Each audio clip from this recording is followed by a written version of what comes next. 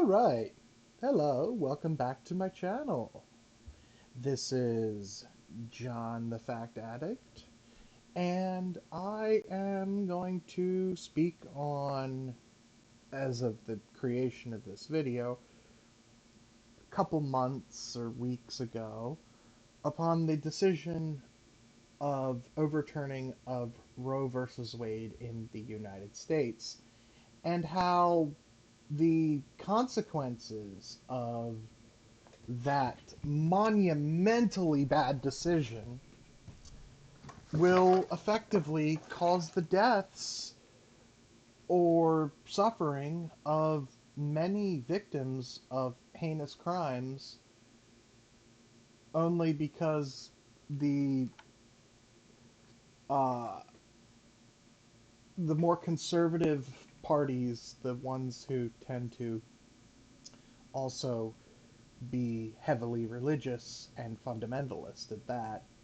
I'd say tend to, of course, that's not entirely 100% the case, the Republican Party mostly, which is technically factual when I'm speaking this, how abortion itself, the entire issue behind the Roe versus Wade debate,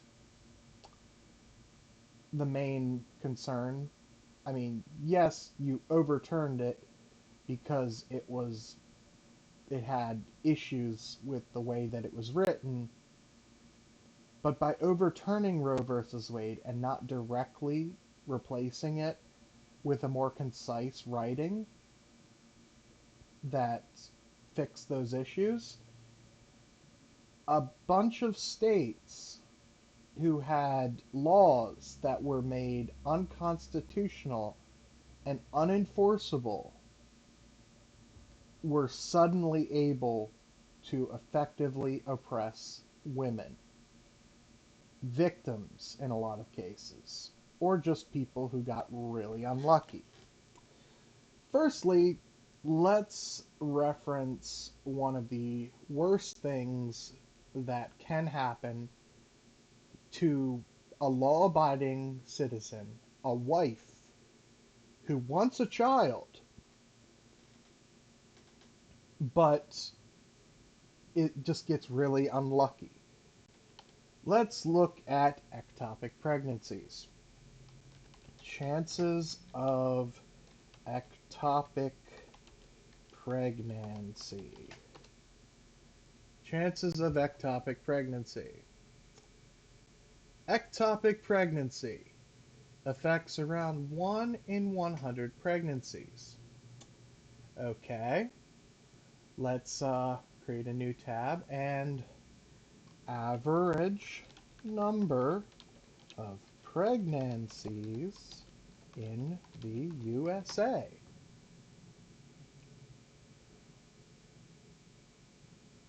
Pregnancy rates were higher. Oh, hold on, let me double check that. All pregnancies. Okay.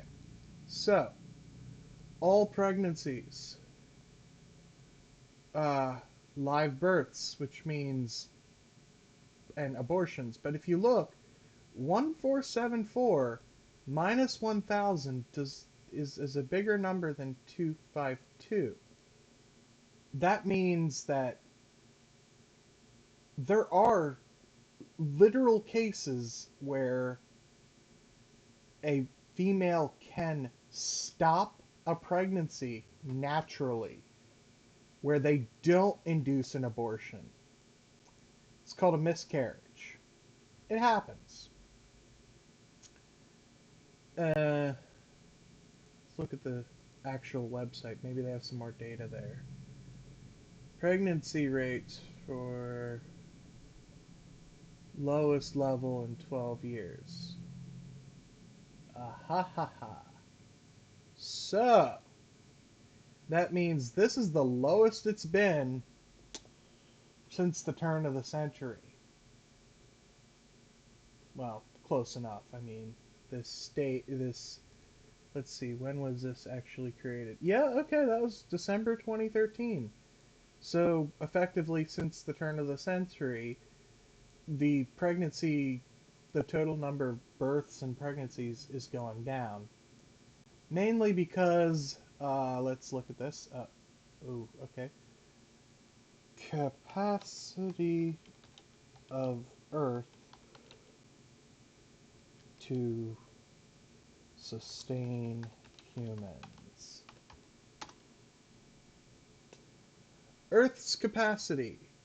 Earth has a maximum carrying capacity of about 9 to 10 billion people. It's pretty consensus. Many scientists think that the Earth has a maximum carrying capacity of 9 to 10 billion people. Okay. Current carrying capacity, current global population, 7.97 billion. So, we're only about 1 billion away, which sounds like a lot. But if this number keeps going, and the average life expectancy of around 80 years, and this is pregnancies, the highest rate of pregnancy for in their 20s, uh, and then, wow, there are actually pregnancies that result in live births for effectively under 18 people. I mean, maybe most of these are 18 to 19, but 88 pregnancies before people even reach their 20s. 88 live births. 88. That's sad. Pregnancies before you reach your 20s that actually result in you becoming a parent is very, very bad. It's difficult to get a good education, difficult to get a good job. Uh, you just should not have kids before you are in your mid to late 20s. If you can avoid it. I mean, maybe you get lucky and you find a partner and you already have a good, decent career and everything. Maybe. But before your 20s, this number should be zero. It should absolutely be zero. Or at least it shouldn't be this high. It should be maybe single digit statistics because this is obviously the number of US pregnancies for a given year. The study was, you saw, December 2013. So effectively, there were 1,474 pregnancies that occurred that year. 88 live births. This number should be single digit at best, or at worst, would be the way to put that. 1,000 babies.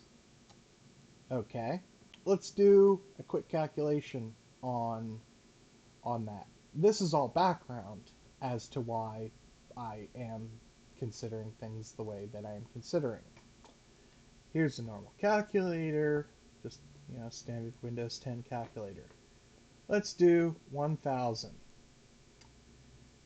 It takes them to get to about their 20s, so that would be about 60 years.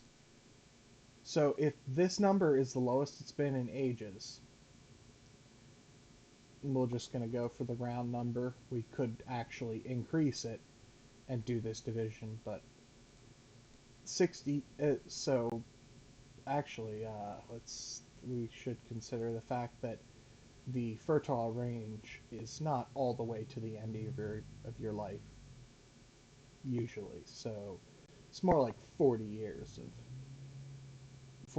max of actually it's more like 20 years, 20 to 40. Yeah, I think that's pretty close. Let's actually look that up. Maximum fertile age. Uh, this decline becomes more rapid once you reach your mid 30s. By 45, it's naturally is unlikely for most women. It is still possible. Okay, so let's say the 40s, let's say 20 years. So that means 1,000 births. Hold on, there we go. And let's put the calculator back on top. 1,000 times 20 years. Okay, that's 20,000 babies in the 20-year period of maximum fertility. Now, of course, nobody's going to have maximum fertility. They're not going to have a baby every single year. But this, hold on, let me consider. So, most people have. How best would this be divided to show the net increase in population? You live about 80 years. About 20 of them are fertile. And each couple is likely to have about 4 babies, which is effective, well, four, two, somewhere between 2 and 4. There are extreme outliers where they only want 1 kid, and there are extreme outliers where they have 5 or more. I actually knew a family who did have more than 4 children. It it's not the best because financial problems at the cost of a baby, but let's assume that it's effectively 1 to 2 times increase in per it. Wow, okay. I'm really arguing this bad. See, we don't want this number, the total number of people on Earth, to keep going up. We're already starting to see issues with resource scarcity, and let alone the fact that we're using fossil fuels, which are very quickly running out.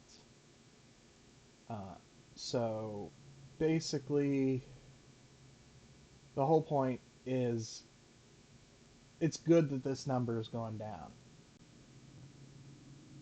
This number, it would be best if this number in relation to this number actually did go down. Unfortunately, we have this confounding factor. 1 in every 100 pregnancies are ectopic, which is where, ew, the ovary, baby gets stuck there, or at this point, it's literally is just a clump of cells. That's too small. Like, egg size, that is literally too small to be anything more than a handful of cells. Like, less than 100 probably at this point, based on the size and stuff. A normal pregnancy gets stuck in the uterine wall. An ectopic one is where it gets stuck in this tiny tube. Has anybody seen the episode of Grey's Anatomy where what was her name? God, I can't remember. She was the Asian doctor who worked closely with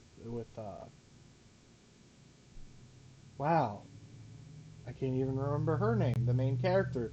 The whole point to the term Grey's Anatomy. But effectively, an ectopic pregnancy, 1 in every 100 pregnancies, ends up like this, stuck in the tube, where it absolutely will kill you as soon as it rips that tube apart. If you are not near medical help, this will it will most likely destroy your one fallopian tube that it happened in. It can also cause you to lose an ovary, the part that produces the hormones and releases the eggs. And it can even damage the rest of the stuff depending on how bad it is. So if 1 in every 100 pregnancies is ectopic, and we don't end those pregnancies, we don't abort them because it's illegal, that means 14 dead women. 1 in every 100, that means you cut off those 2 digits, that means 14 dead women. 14 women who could survive to have another pregnancy. And you just made it illegal for them to survive because you have to kill the embryo in order to save their life. That alone, that 14 to 15 dead women who could have been saved by an abortion, makes making abortions illegal in any way without stipulations, which is what a lot of states have done. They have said abortion illegal, full stop. They don't give you a time frame, or if they do, the time frame is so small that you don't even suspect you're pregnant before the time frame's already expired. Let's actually point that out. Average duration of suspected pregnancy. Let's see if that's actually a good search term. Okay. No. No. Oh, trends of timing of pregnancy awareness among U.S. women. Oh, this is actually a decent source. Let's look. Early pregnancy detection is important for improving pregnancy outcomes as the first trimester is a critical window of fetal development. However, there's been there have been no description of trends in timing of awareness. Huh. Most people don't even know?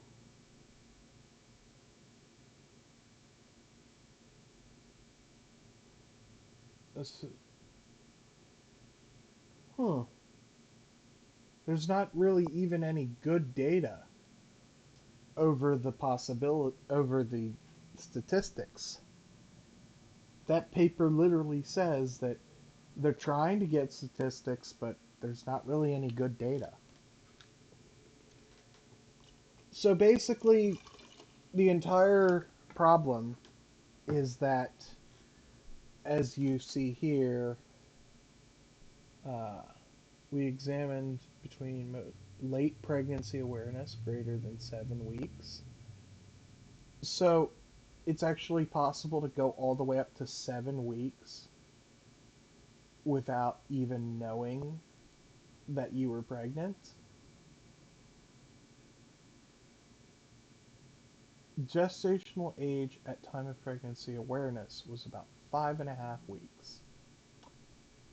Oh, okay. So that means that since you can't even know if you're pregnant sometimes until greater than 7 weeks, that means putting in any cutoff prior to that means that when this happens, and it will happen, that person has now been given a death sentence and they didn't even know it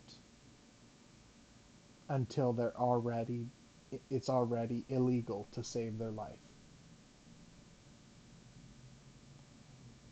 A woman in a state who has a pregnancy termination deadline of less than 7 weeks has a 1 in 100 chance of being given a death sentence. How is that moral? The baby will not survive. There's just not enough room for that to grow to the size of a baby. Even a premature baby, there's not enough room. That means the baby will die and the mother will die. 100% chance. If that happens, you're dead and the baby's dead. Neither will survive. And you pretty much know very quickly when an ectopic pregnancy happens. You'll know something's wrong. Whereas a normal pregnancy, you might not know. There's a higher chance of knowing that this happened than this happening. This chance, 1 in 100 babies being impossible to carry to term, especially since we still don't have the medical knowledge necessary to transfer this to here. Since we cannot move the baby, it has to be aborted. Otherwise, that 1 in 100 women are going to be dead. No questions. And no loopholes for them to survive. It's bad. This one fact alone makes outright banning abortions with no loopholes an evil act, an actual evil act. Anyone who advocates for this, if you base it on religious ideas, you're not basing it on God. You're basing it on the devil, which didn't even exist in early Christianity, but let's not get into that right now. Someone dying when we can easily save their life by terminating an impossible to survive pregnancy at any point is not a good or moral thing. Let's also look at what was I just thinking? God, this is completely unscripted, which is kind of normal for me. I see something and I have to address it. Let's see. Let's look up. What was I about to look up?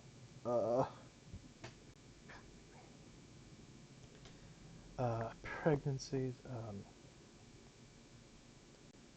I was talking about how ectopic pregnancies can't possibly be survived.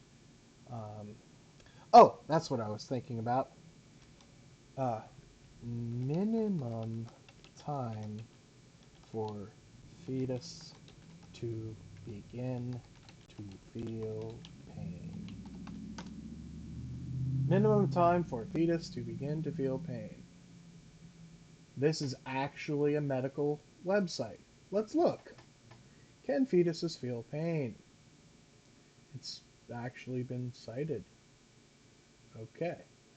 This isn't actually a real paper. This is obviously just a...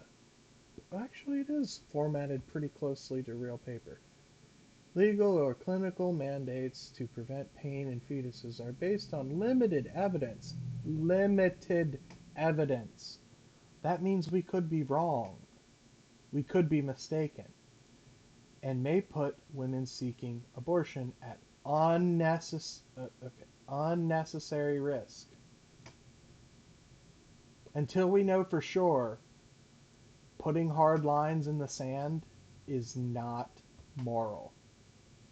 This paper outlines the neurodevelopment, meaning the ability to feel pain, in fetuses. In the context of pain experience, yes. Okay, U.S. federal government is considering legislation that will require that there's substantial evidence that the process of being killed... You do know that A life that requires another life to stay alive, it's not actually killing in any significant sense. If you cannot survive without the person you are attached to, you are, by definition, a parasite. Removing a parasite from the host is not killing. It is not murder in any sense. We pull a tapeworm out of someone's body, which absolutely having to manually pull it out is crazy. Usually we would just use chemicals because, it's just easier and less risk. A parasite being removed from a body at any point that it has no chance of surviving on its own is not an immoral act and should not encounter any fine or jail time at all, ever. Just wrong. This entire section, this bill, should be rejected as effectively giving parasites more rights to the human body than the human who actually owns their own body. Okay, let's look down. Reset in provocative images, ultrasounds have basically made them look into it a little bit better. Okay, this paper, this is basically the abstract. This paper discusses whether there is sufficient evidence to support a concept of fetal pain through 7, 18, 26 weeks gestation. Hold on. What is 9 divided by... Let's open up the calculator again. The entire maximum time frame, 9 months times about 30 days, 270. Pretty average. Can be a few days plus or minus without being much of a problem. If it's too much shorter, then it's bad. If it's too much longer, there could be another issue. Now let's divide that by 7 days. That means we've got about 38 and a half weeks. Okay. 26. Okay. Let's divide 38.5. Hold on. 38.5 divided by 26. That's only about 1.5. That means that 1.5. Wait a second. If it was 38.5 divided by, okay, yeah, that's at about 1.4. That's half, or effectively double as far. That's the third trimester, which is actually the mostly consensus at this point, that third trimester is when pain starts to develop. Now, it may look like a child. Let's see.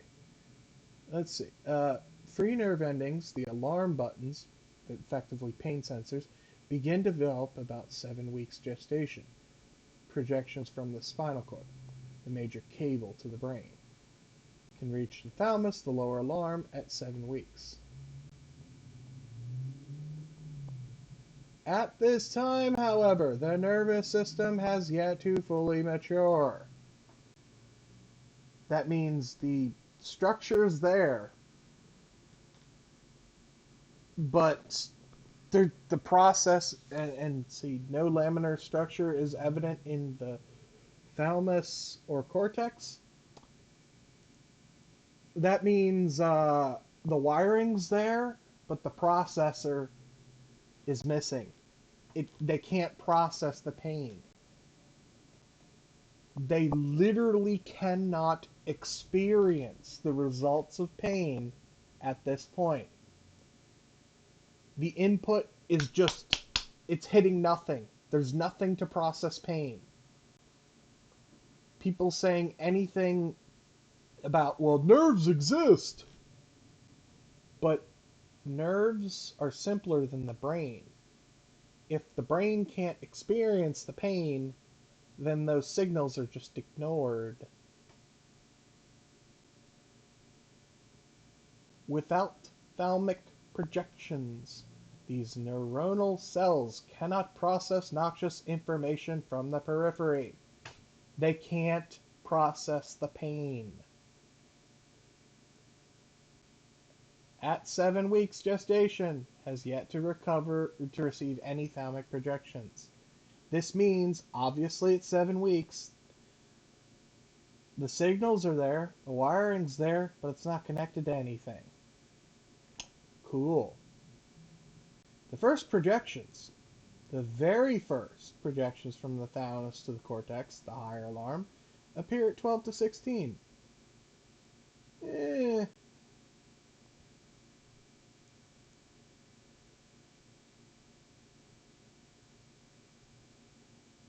Huh.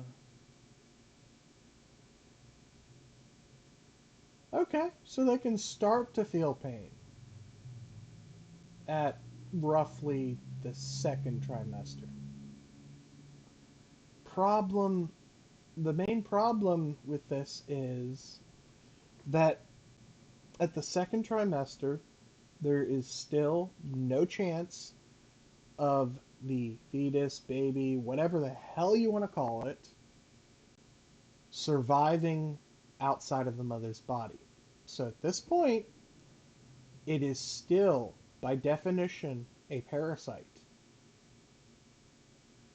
You can argue that at this point the potential is quite high, but you also have to keep in mind the amount of time it takes to even realize you're pregnant, the chances of an absolutely 100% guaranteed deadly pregnancy,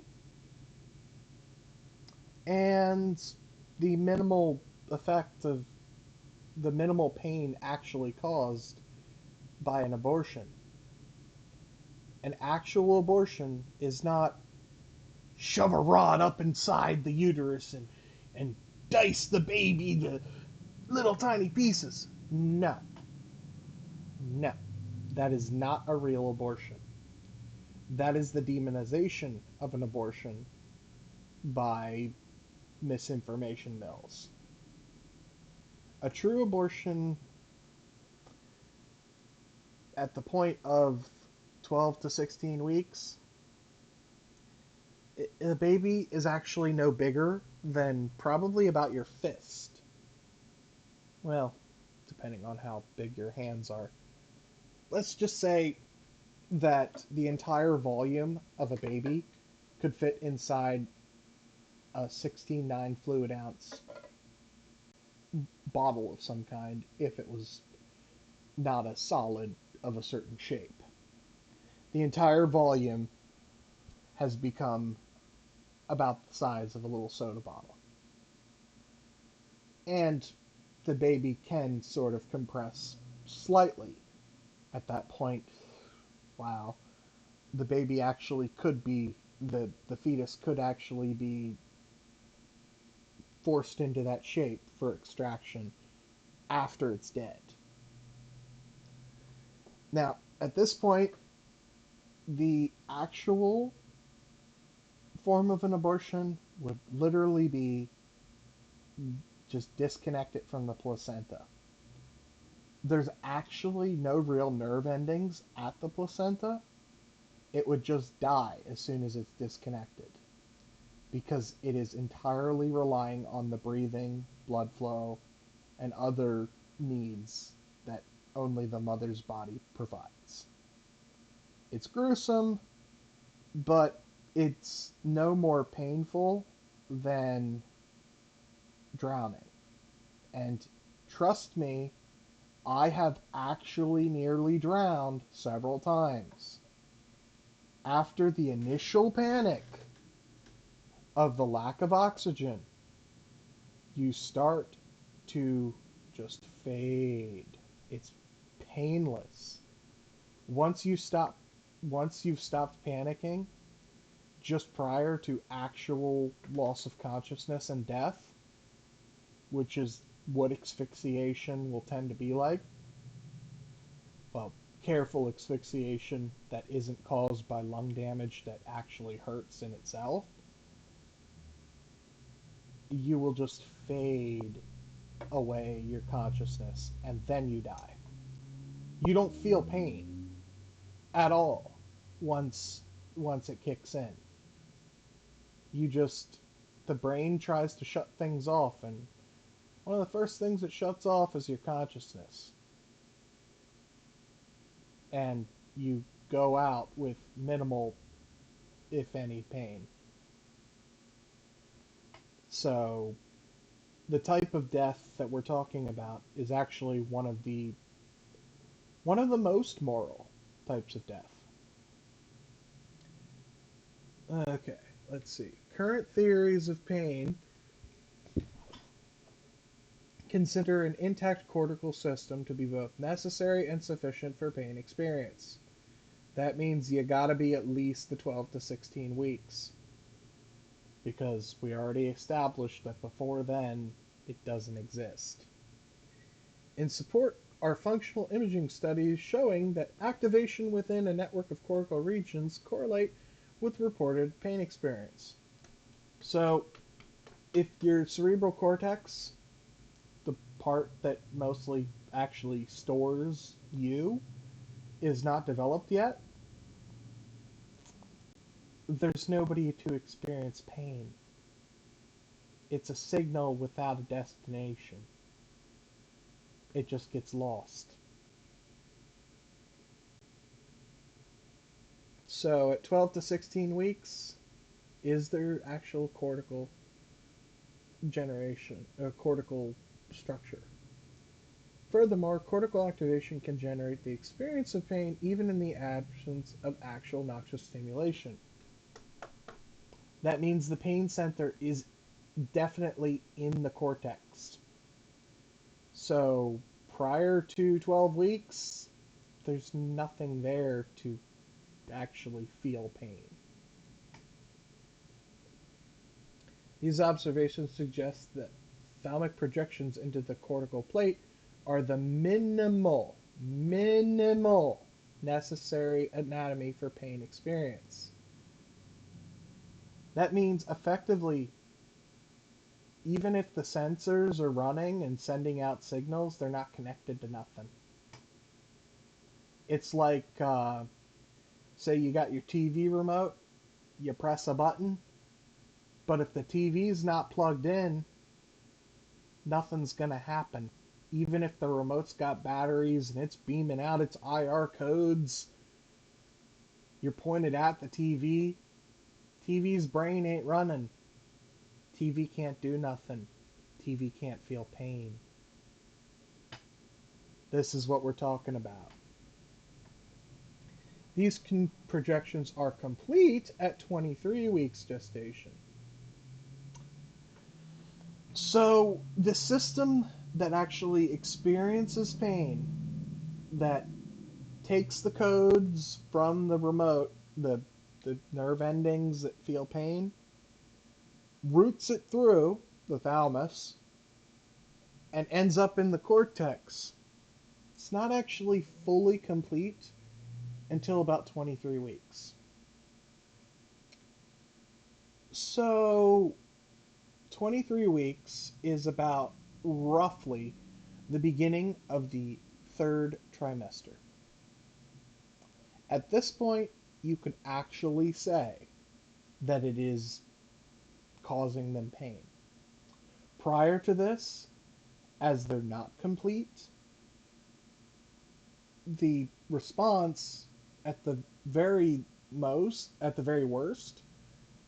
the response of pain would be either diminished or would not properly function because the structures that process and transmit this information are not ready yet. So at best, you'll get a broken or improperly routed pain sense. It could actually cause them pleasure for all we know.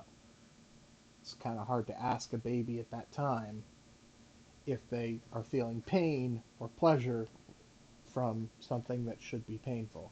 So basically saying anything prior to the roughly, well, what did we say again? Well, I forget the number already. Let's open up the calculator app again, and let's do the 270, which is the number of days, divided by 7. Gets us roughly 38.5, let's say 39, because that's more easily divisible. 39 divided by 3. That means at the 13th week, we have entered the second trimester. Now we want to go to the second to third. That's 26. So pretty much anything prior to 25, 26 weeks doesn't cause the baby any pain because the systems are literally not there. So let's see. How are they going to say that the differences are between the very basic structures and the finished structures? The period 23 to 25 weeks gestation is also the time with the peripheral free nerve endings and their projection sites within the spinal cord reach full maturity. So they're not mature. They're still correcting themselves at that point. Okay, cool. So they don't work properly up until that point, probably. By 26 weeks gestation, the characteristic layers of the thalamus and cortex are visible, with obvious similarities to the adult brain. So, as it's changing throughout time, it takes till about the third trimester to actually have something that even resembles the human brain. Whether or not it works that way or not is up for the real question. And it recently been showed that noxious stimulation can evoke changes in the sensosomatic cord from a gestational age of 25 weeks. Huh! They don't respond until 25 weeks. 26 weeks is the beginning of the third trimester. 25 weeks is the minimum time it takes to feel pain.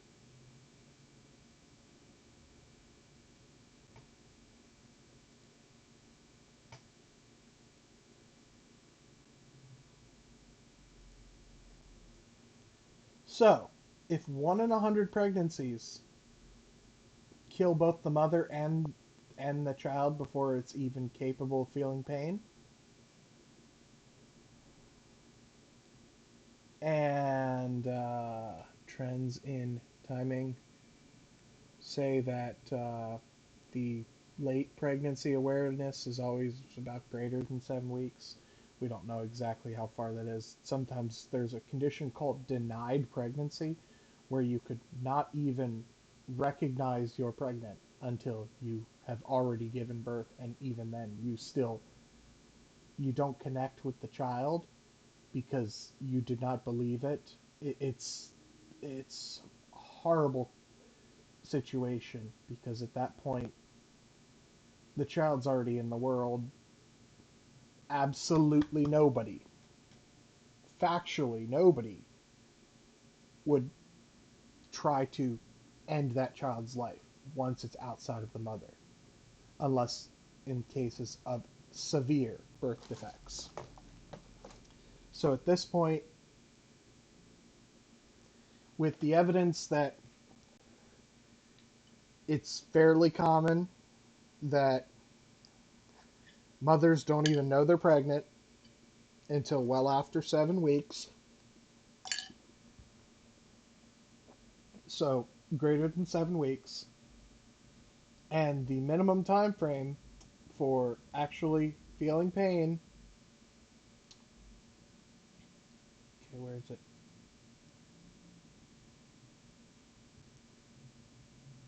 And feeling pain doesn't actually start until about 25 weeks.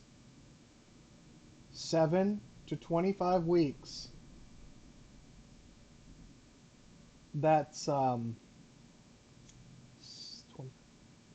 18 weeks of time out of effectively close to 40.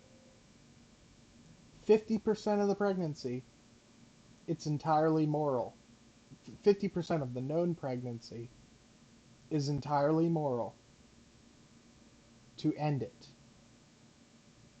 Because the baby cannot feel pain, and the mother has already discovered that she's pregnant.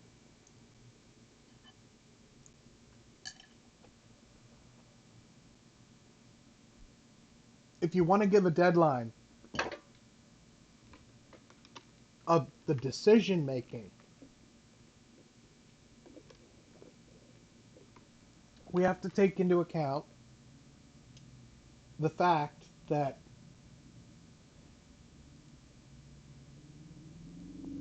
we have to take into the fact that it can be up to 7 weeks or more post discovery of pregnancy, like 7 weeks or more to even discover that you're pregnant. And we have 18 weeks after that average maximum discovery time. If you want to put a deadline in there for the decision process so that the procedure can be scheduled and completed prior to that 25-week point, sure. Let's 7 weeks. That's slightly less than 2 months.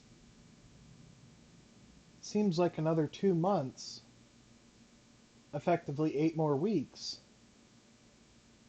which would still leave 10 weeks for the procedure to be scheduled and done, or another 2 months for scheduling issues to get it done. That sounds fairly reasonable.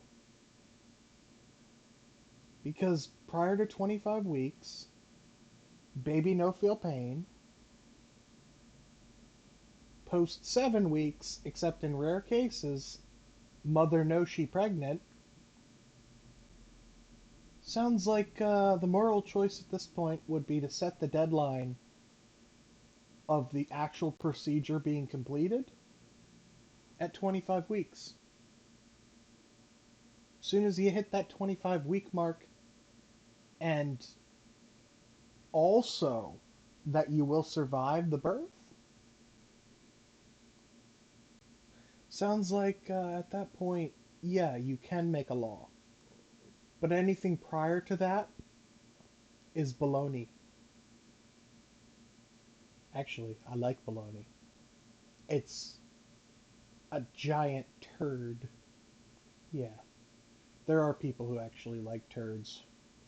Those people are very rare and very weird to me. Damn it, I'm kink shaming now.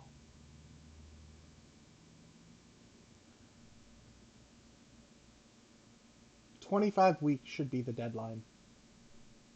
Nothing any sooner is at all moral.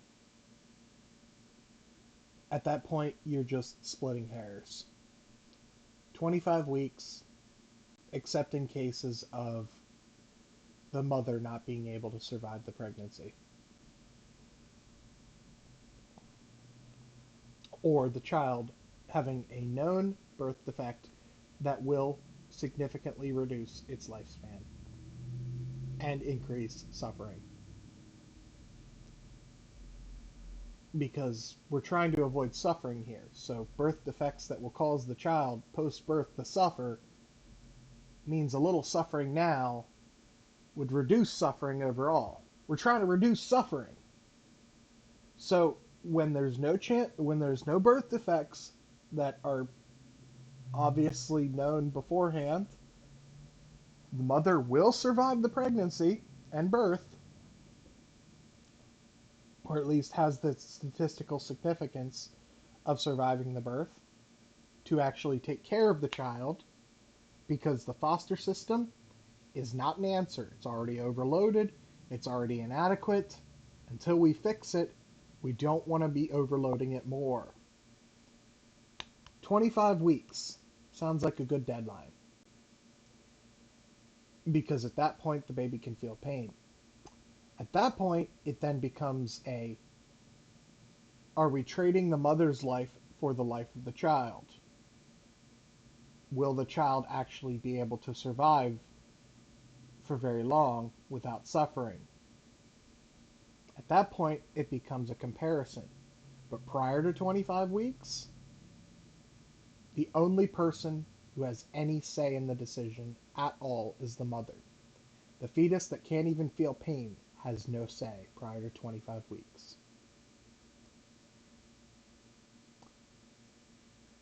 Therefore, I actually believe and have evidence that I'm showing in this video, directly reading papers and finding the statistics, the data, that says that prior to 25 weeks, the fetus is exactly a parasite. It has no right to life because it cannot even it cannot even detect pain. It has no more right than any other parasite to the mother's body up until that point. And at that point, already an ectopic pregnancy would have killed the mother. So at that point, you don't even have to reference anything that reference ectopic pregnancies, because they will die prior to that point. So this is a 50-minute video basically going over the reasons why anything prior to a 25-week cutoff for abortion is actually immoral to block.